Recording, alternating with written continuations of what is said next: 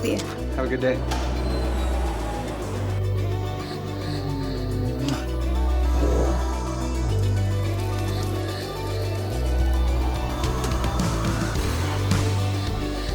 We're about to embark on the journey of a lifetime, and this adventure is going to take us all over the world as we hear stories and talk about ideas that you will never forget. Alpha is a series of sessions designed to engage us in a conversation about some of life's most important questions. This isn't going to be a lecture where we do all the talking. It's a conversation. Everyone will have a chance to ask questions and share their thoughts. We're so excited to go on this adventure with you. But before we go any further, I'm Jason and this is Ben, and we want to welcome you to Alpha.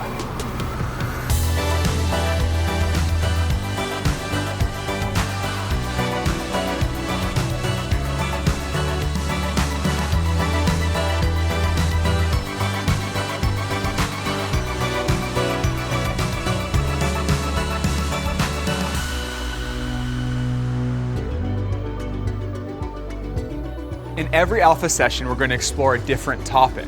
We want to make you think about what you believe and help spark a conversation with the people around you. So in each episode, there'll be 3 short breaks for discussion. Yeah, we'll throw up a question, hear people from all over the world give an answer to it, and then give you a chance to discuss it together. And our questions are just a starting point. You can take the conversation anywhere you want. Some of them might take a little bit of thought, but others are just icebreaker questions. They're there to get the conversation going.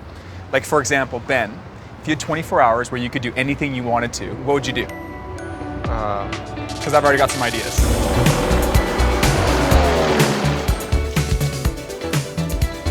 Wait, could I bring friends? As many as you want. We talking unlimited money? Oh yeah, unlimited funds. Unlimited funds. I don't think this is a good idea. It's a bad idea. Pick another one. Okay, new idea.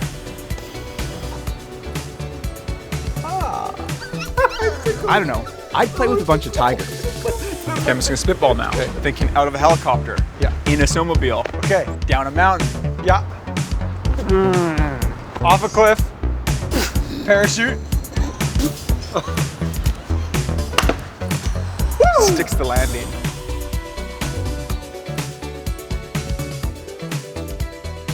I would probably firstly buy a house for my mom. I'd buy a bunch of sneakers. I'd throw a big party, the harness, and a car, and a big mansion. I travel. I don't know where I will go, but I'll travel. I always dream to have my own spa. I would want to set that up. Driving lovely cars, fast cars, like that, exploring the world. I'd go and do crazy things like bungee jumping, skydiving. Because I'm a photographer by profession, I would try and get as many disposable film cameras as I can, give it to a bunch of kids, let them run wild and like take pictures of whatever that they want to, so that we can get like an authentic view of like how children see the world.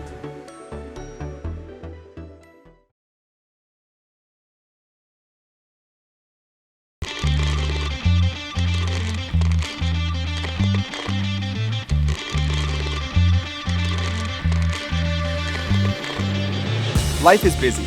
Tons of things happen in our lives every day. And in a 24-hour period, we ask ourselves so many different questions like, what should I eat? What should I wear? Or who should I hang out with? Sometimes we ask bigger questions like, what do I want to be when I grow up? Who will I marry? Or where will I live? But every once in a while, we ask ourselves those even bigger questions. Questions like, why am I here? What's my purpose? And is there more to life than this? The reality is, there aren't a lot of places we can go to explore life's biggest questions. So on Alpha, we want to create a space where we can talk about those kind of questions in a way that's open and honest. In each session, Jason and I will look at a different topic, and we'll talk about it from a Christian perspective. Now, I know that just mentioning the word Christian may bring up a lot of questions, and you may be thinking, am I going to be the only one here who doesn't believe all this stuff, or who isn't a Christian? Yeah, and if that's you, then you're in the right place, because Alpha is specifically designed for people who wouldn't necessarily call themselves Christians. I know for me, growing up, I wasn't very interested in church or Christianity. I just thought the whole thing was boring. I imagined old people singing old songs, reading from old books, and drinking tea together. I just never really imagined myself as... I love tea. You just mentioned tea, and then it popped in my mind that I tried this new iced, sweetened green tea, a little bit of lemonade in there. That sounds delicious. It's so refreshing. And Did you get it here? Or where? I got it local. When I first really started thinking about Christianity, I wondered if the whole thing was even true. Like, are there any intelligent reasons to believe this stuff? And I guess also it just didn't seem to have any relevance in my life. I used to ask myself, like, how could a story about someone who lived 2,000 years ago on the other side of the world have anything to do with my life today? I heard someone say that in each one of our hearts, it's like we have a happiness bucket that we're constantly trying to fill. It can sound like this. If I just had more money or nicer clothes or a new girlfriend, then I'd be happy. Yeah, or if I just got better grades or knew all the right people or had like the perfect job, then my life would be totally complete. But the weird thing is, no matter how much stuff we try to fill our happiness buckets with, we're still left wanting. And as good as those things can be, we can't shake the feeling that there must be more to life than this. It's like there's a void in each one of our hearts. There's this deeper, even spiritual hunger that we're all trying to satisfy. Jesus Christ, who's the central figure in the Christian faith, said this.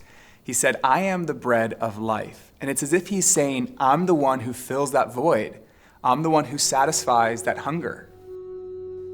When I was young, at the age of about 12, my mother had a major nervous breakdown and she was hospitalized for extended periods of time. My father also struggled with alcoholism. I had 2 brothers, and we were basically left in many ways to raise ourselves. Those experiences marked me, and going to bed at night, I remember through my tears saying, "God, if you're there, I hate you." And I decided the childhood that I had was not going to be my life. At the age of 18, I committed to the idea of becoming a millionaire by the age of 30. So by the age of 35, the idea of being a millionaire had been achieved. I owned a company with over 500 employees. I had a beautiful home, beautiful wife, 2 kids. I could go where I want, when I wanted. I had way more money than I ever hoped for, but I wasn't happy.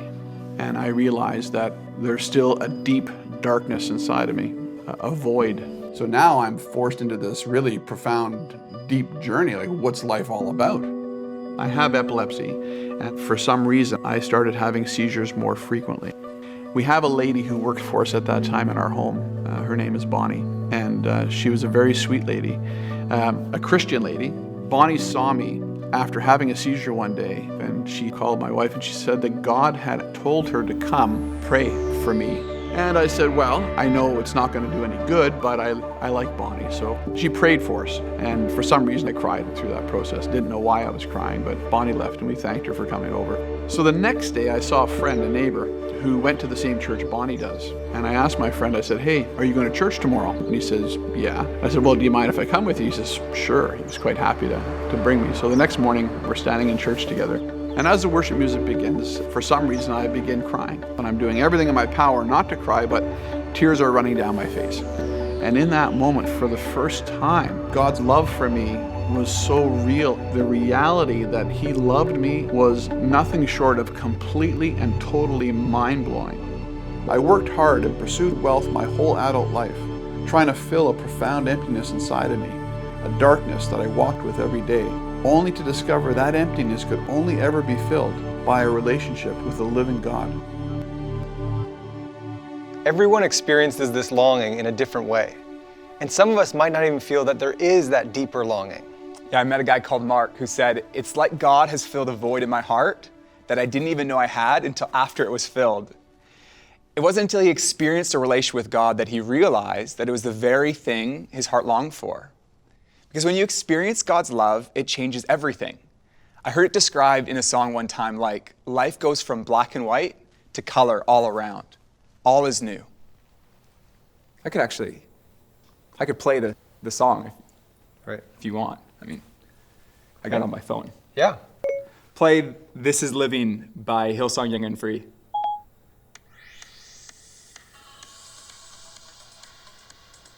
Could you guys make it so they can hear it as well? You can? They're gonna. Perfect. Waking up knowing there's a reason. Eating good food makes me happy. Rainy days makes me happy. Modeling and basketball, yeah. For you? Music and modeling. Without money, I can't be happy. Spending time with my family and my friends. Friends and family. My family. My family. Friends make me happy, family. Living in a peaceful environment. With the people around me, if they are happy, I'm happy too. First is that I'm alive today. Being successful, playing table tennis. Being with my family makes me happy. Having the people I love around me. Playing football. Helping people out, helping them achieve their dreams. Being happy makes me happy.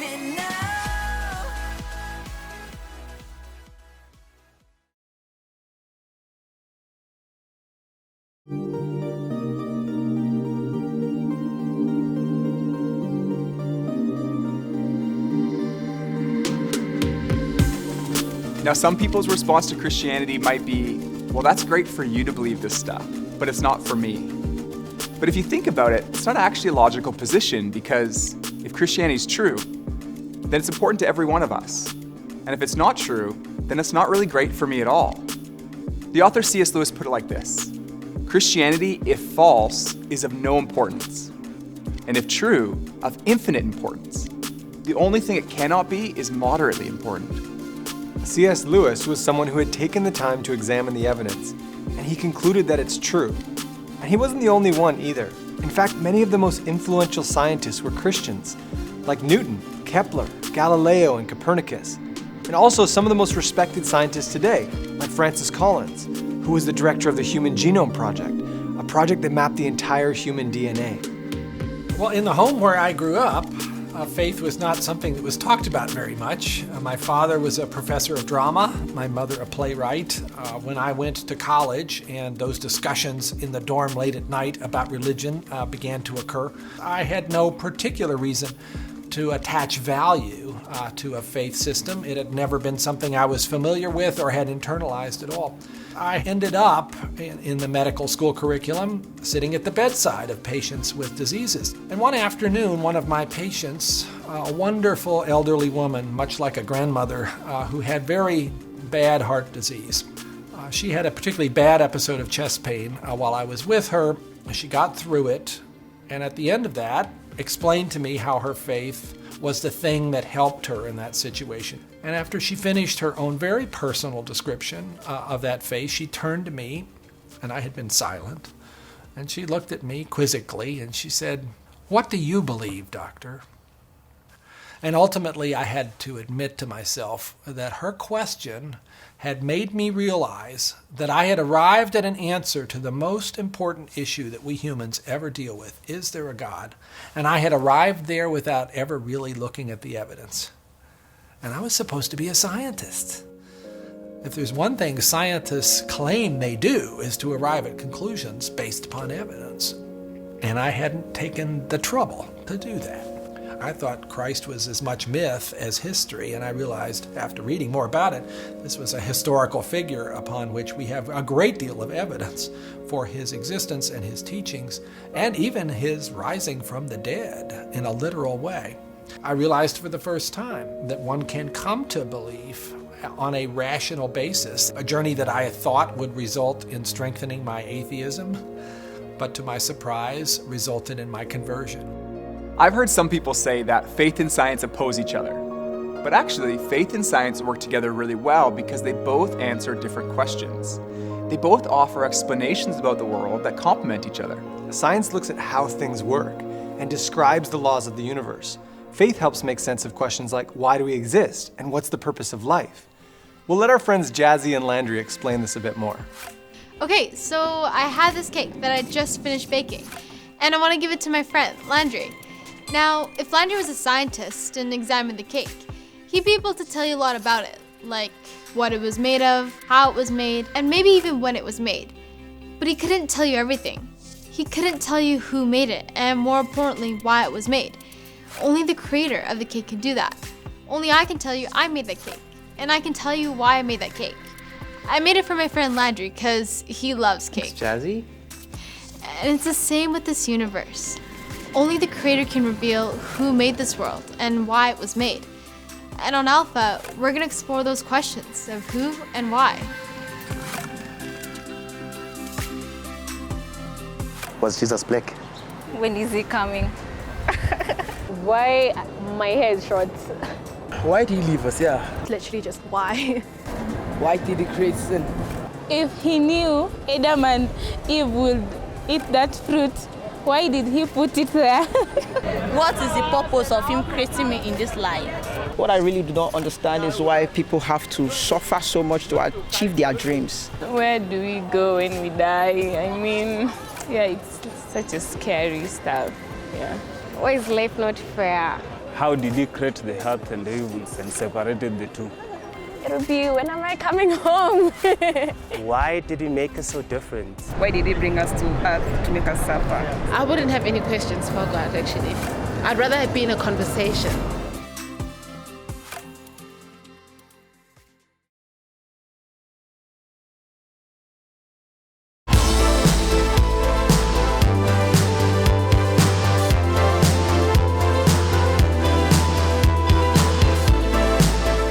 One of the most significant things that Jesus said was, I am the way and the truth and the life. No one comes to the Father except through me. When Jesus said, I am the way, he's saying, I am the way to a loving and lasting relationship with God.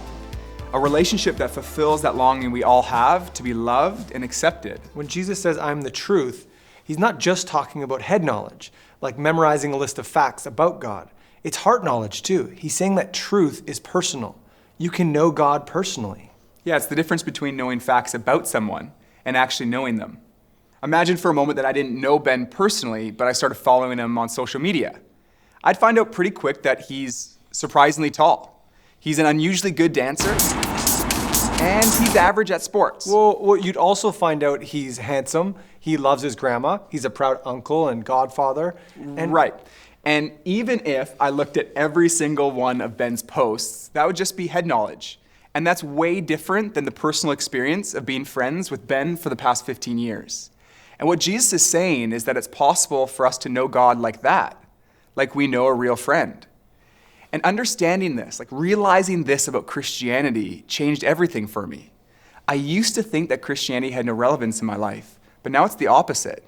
Nothing has had a bigger impact on my life today than my relationship with God. Lastly, Jesus says, I am the life. Ultimately, he's saying that he is the only one who can truly give you full life. Not that it'll all be easy, but that in him we find a life of meaning and fulfillment, a life without guilt or shame. Yeah, we all know those feelings of guilt.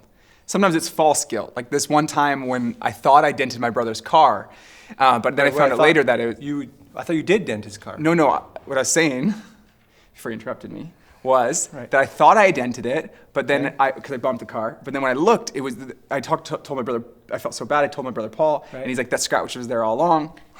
Anyways, that was false guilt. But I also experienced real feelings of guilt, like we all do, because I do things that are wrong. But the wonderful news is that God loves us in spite of that. God came in the person of his son Jesus to die for you and for me. And on the cross, he took all of our guilt, everything we've ever done wrong, said wrong, or thought wrong, and he died in our place in order that we could be forgiven. And when we receive that forgiveness, we experience life, and life in all its fullness. And that's exactly what Jesus wants for you and for me. Life in all its fullness. Life at its very best. I don't know what brought you out to Alpha today, but we want you to know that Alpha is a place where you can be yourself. No question is too complex or too simple. You can say what you really think, and feel free to challenge everything. Today, Alpha is happening in cities all over the world, in over 60 languages and more than 150 countries. Millions of people are getting together with friends and exploring big questions about life, faith, and God. And we want to invite you to join us. If you live to be 70 years old, on average, this is how you're going to spend your life. You're going to spend 20 years and 3 months asleep, 10 years and 5 months watching TV, 7 years and 6 months eating and drinking, 5 years and 9 months in some form of transportation, 18 months waiting in line, and 6 months at red lights. It's alarming to think that some of us will spend more time sitting at red lights than we will talking about important issues of life and faith. You have approximately 570,000 hours left to live, and we want to invite you to spend less than 24 of them with us on Alpha.